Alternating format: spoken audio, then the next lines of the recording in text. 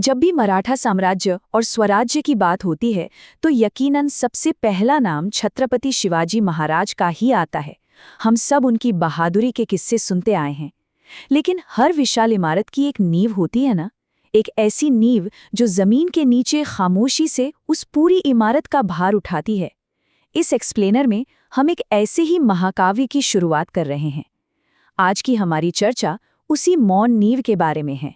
चलिए सीधे इस कहानी में गोता लगाते हैं और शाहजी राजे भोसले के जीवन के उन पन्नों को पलटते हैं जो अक्सर अनकहे रह जाते हैं। अब जरा इस सवाल पर गौर कीजिए, छत्रपति शिवाजी महाराज के जन्म से पहले ही उनके साम्राज्य की नींव किसने रखी थी? ये कोई साधारण बात नहीं है।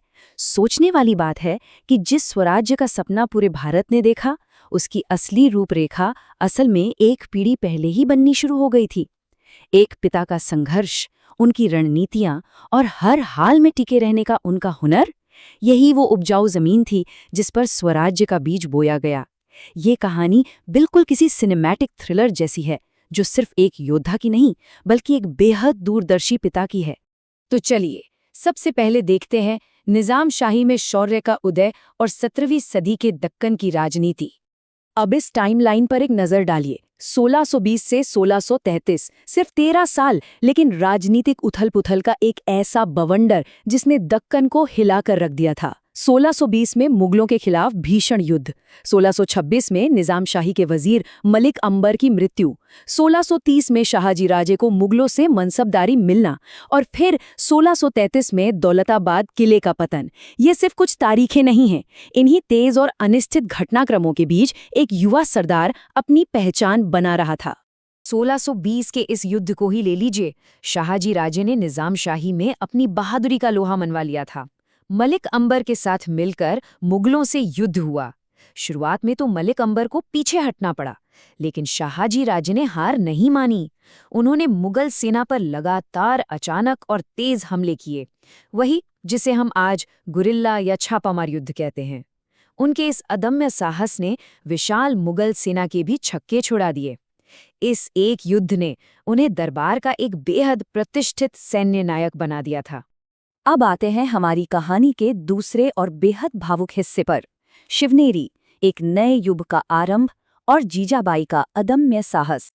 कल्पना कीजिए उस समय की विकट परिस्थिति की। मुगलों और उनके सहयोगियों से बचने के लिए शाहजी राजे को माहुली किले की ओर भागना पड़ रहा था। उनके साथ उनकी पत्नी जीजाबाई भी थीं, जो उस समय 7 महीने की गर्भवती थीं। लगातार घुड़सवारी और इस भाग दौड़ ने जीजाबाई की हालत बहुत खराब कर दी थी। तब शाहजी राजे ने एक अत्यंत कठिन निर्णय लिया। उन्होंने जीजाबाई को शिवनेरी के सुरक्षित किले में छोड़ दिया और खुद दुश्मनों को भटकाने के लिए आगे निकल गए। और पता है सबसे हैरान करने वाली बात क्या थी?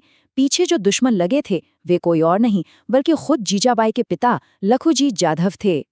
जब पिता लखुजी जाधव शिवनेरी पहुंचे तो उन्होंने अपनी बेटी जीजाबाई को वापस मायके यानी सिंदखेड़ लौटने के लिए ताना मारा। लेकिन स्वाभिमानी जीजाबाई का जवाब इतिहास के पन्नों में अमर हो गया। उन्होंने डटकर कहा, मैं यहीं रहूंगी। बस एक वाक्य, लेकिन इस एक वाक्य में उस महान माता का वो अदम्य साहस झलकता है जिन्होंने आगे चलकर स्वराज्य के संस्थापक को जन्म दिया। उन्होंने साफ कर दिया कि चाहे कुछ भी हो जाए वो अपने पति का क्षेत्र और उनका साथ नहीं छोड़ेंगी। आगे बढ़ते हैं। मुगलों से कड़ा संघर्ष और अस्तित्व की लड़ाई। मुगलों, आदिल शाही और निजाम शाही के बीच की इस राजनीतिक तुलना को ध्यान से देखिए। शाहजी राजे को इन तीनों विशाल साम्राज्यों के बीच लगातार अपने पाले बदलने पड़े। कभी वे निजाम शाही को बचाने के लिए मुगलों से लड़े तो कभी हालात बिगड़ने पर उन्हें मुगलों की मनसबदारी स्वीकार करनी पड़ी, और फिर मुगलों के धोखे के बाद वे आदिल शाही के साथ हो लिए। अब इसे विश्वासघात समझना बहुत बड़ी भूल होगी। सच तो ये है कि ये उस क्रूर और अस्थिर युग में बस जीवित रहने और अपनी शक्ति को बचाए रखने की बेहद चतुर रणनीतियां थीं। ये बड़े साम्राज्य स्थानीय नेतृत्व को कुचलना चाहते थे और शाहजी राजे उन्हें उन्हीं के खेल में मात दे रहे थे। चलिए देखते हैं उनका अगला और सबसे निडर रूप, किंग मेकर, नया निजाम शाह और मुगलों को चुनौती। 1633 में शाहजी राजे ने एक ऐसा कदम उठाया जिसने शक्तिशाली मुगल सम्राट शाहजहां को भी हैरान कर दिया। उन्होंने भीमगढ़ पर अधिकार करके मुर्तजा नाम के एक 10 वर्षीय बालक को नया निजाम शाह घोषित कर दिया। एक तरह से उन्होंने खुद को दक्कन का किंग मेकर स्थापित किया और मुगलों की पूरी ताकत को सीधी चुनौती दे डाली। ये सिर्फ कोई राजनीतिक दाव नहीं था, ये मराठा अस्मिता को जीवित रखने का एक बहुत बड़ा और बेहद साहसिक प्रयास था। उनके सैन्य कौशल के इन 3 प्रमुख बिंदुओं पर गौर करें। पहला, उन्होंने एक ही समय में मुगलों और आदिल शाही दोनों महाशक्तियों से एक साथ युद्ध लड़ा। दूसरा, उन्होंने गनीमी कवा यानी गुरिल्ला युद्ध नीति का ऐसा शानदार उपयोग किया कि दुश्मन की सेनाएं पहाड़ों और घाटियों में भटक कर रह गई।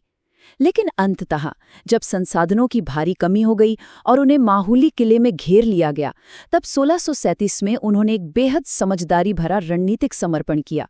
उन्होंने बाल निजाम शाह को सौंप तो दिया, लेकिन अपनी सेना और अपना रुतबा सुरक्षित रखा। अब कहानी के अगले पड़ाव पर चलते हैं। आदिल शाही और कर्नाटक अभियान, दक्षिण में नया साम्राज्य। कर्नाटक में अपनी सूबेदारी के दौरान शहाजी राजे ने बैंगलोर यानी आज के बेंगलुरु और उसके आसपास के कई क्षेत्रों पर कब्जा कर लिया। वहां उन्हें एक विशाल जागीर मिली और कमाल की बात यह है कि उन्होंने बैंगलोर को लगभग एक स्वतंत्र राज्य में बदल दिया था। उन्होंने वहां अपना खुद का शाही दरबार स्थापित किया और महाराष्ट्र की प्रशासनिक व्यवस्था को दक्षिण भारत में लागू किया। इसे ऐसे समझिए कि ये एक स्वतंत्र शासक की तरह काम करने का अभ्यास था, जो आगे चलकर स्वराज्य का एक ब्लूप्रिंट साबित हुआ। लेकिन क्या इतिहास कभी शांत बैठता है? बिल्कुल नहीं। महाराष्ट्र में शहाजी राजे के पुत्र शिवाजी ने स्वराज्य की स्थापना के लिए आदिल शाही के खिलाफ विद्रोह शुरू कर दिया था। अब सवाल ये उठता है, क्या बेटे का ये स्वतंत्रता संग्राम पिता के लिए विनाश का कारण बन जाएगा? आदिल शाह इस विद्रोह से आग बबूला हो उठा था और उसका सीधा शक शहाजी राजे पर गया। और इसी शक का नतीजा था एक बहुत बड़ा विश्वासघात। आदिल शाह के आदेश पर बाजी घोरपड़े ने शहाजी राजे को धोखे से एक दावत में बुलाया और उन्हें कैद कर लिया। ये कोई छोटी मोटी बात नहीं थी। शहाजी राजे को पूरे 4 साल तक बंदी बनाकर रखा गया। इसका मुख्य उद्देश्य शिवाजी महाराज पर दबाव डालना था। लेकिन पिता और पुत्र की रणनीतियां इतनी अचूक थीं कि अंततः आदिल शाह को हार मानकर उन्हें रिहा करना ही पड़ा। और अब हम इस महाकाव्य के अंतिम हिस्से पर आ गए हैं, विरासत और अंतिम विदाई। जीवन के अंतिम वर्षों में शहाजी राजे जब महाराष्ट्र आए तो अपने पुत्र शिवाजी महाराज से उनकी एक बेहद भावुक मुलाकात हुई। ऐतिहासिक दस्तावेज बताते हैं कि जब शहाजी राजे अपनी पालकी में जा रहे थे, तब शिवाजी महाराज असीम श्रद्धा के साथ उनके जूते हाथ में लिए पालकी के साथ साथ नंगे पैर चले। यह उस पुत्र का सर्वोच्च सम्मान था जिसने अपने पिता के मौन संघर्ष को पूरी तरह समझ लिया था। इसके कुछ ही समय बाद 1664 में होडीगेरे नामक स्थान पर शिकार करते समय एक दुखद और आकस्मिक दुर्घटना में शहाजी राजे का निधन हो गया। जाने से पहले उन्होंने अपने छोटे बेटे व्यंकोजी को एक बहुत ही गहरा संदेश दिया था।